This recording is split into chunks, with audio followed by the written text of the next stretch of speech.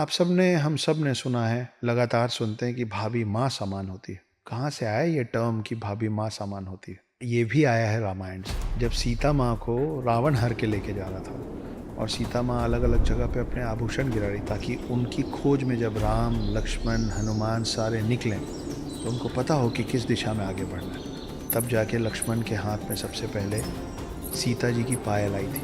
जैसे ही उन्होंने सीता जी की पायल देखी, वो पहचान गए कि ये तो सीता मैया का है। क्यों पहचान पाए? इसलिए पहचान पाए क्योंकि लक्ष्मण ने कभी सीता का चेहरा ही नहीं देखा था। सीता माँ समान थी, भाभी माँ समान होती है, और लक्ष्मण उनको सिर्फ और सिर्फ उनके पाँव से पहचानते थे। इसलिए उनको पता था कि सीता मैया कैसा पायल पहनती है। वहीं से उसके बाद से हम लोगों ने ये टर्म लिया कि भाभी माँ समान होती है।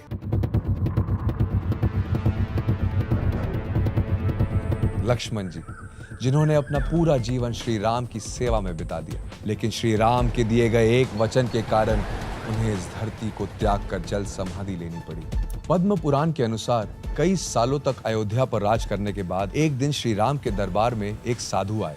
उन्होंने श्री राम से कुछ देर बात की और फिर वो दोनों अकेले में बात करने के लिए कमरे में चले गए। श्री राम ने लक्ष्मण जी को आदेश दिया कि किसी को भी अंदर ना आने दिया जाए। अगर ऐसा हुआ तो लक्ष्मण जी को मृत्यु दंड दिया जाएगा। लेकिन आखिर ऐसी क्या बात थी जो कोई नहीं सुन सकता था?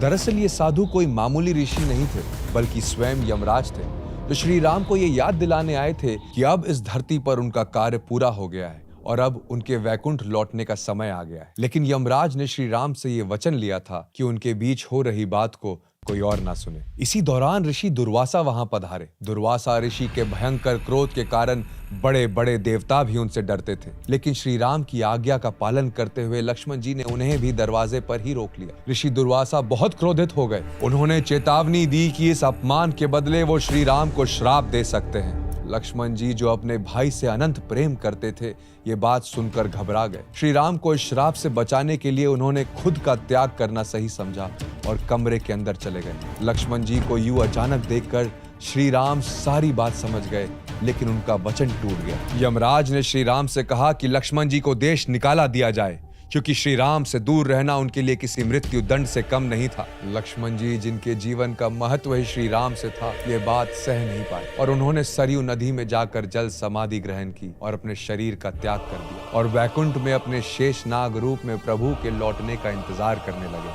श्री राम के प्रति लक्ष्मण जी का ये प्रेम और समर्पण ही उन्हें राम जी के साथ एक करता है। अगर सीता ने लक्ष्मण रेखा पार न की होती तो शायद श्री राम और रावण का यह भीषण युद्ध नहीं होता। आपने कई बार लोगों को ऐसी बातें करते हुए सुना होगा, लेकिन अगर हम आपसे कहें कि लक्ष्मण रेखा असल में थी ही नहीं तो? भिक्षाम देहि। एक साधु के भेष में छुपा रावण अपने जीवन का सबसे बड़ा पाप करने चला था। रावण के इतने शक्तिशाली होने के बाद भी वो एक सीमा रेखा के सामने कमजोर पड़ गया। लक्ष्मण रेखा एक ऐसी लकीर जिसे लक्ष्मण जी ने मां सीता की रक्षा के लिए बनाया था।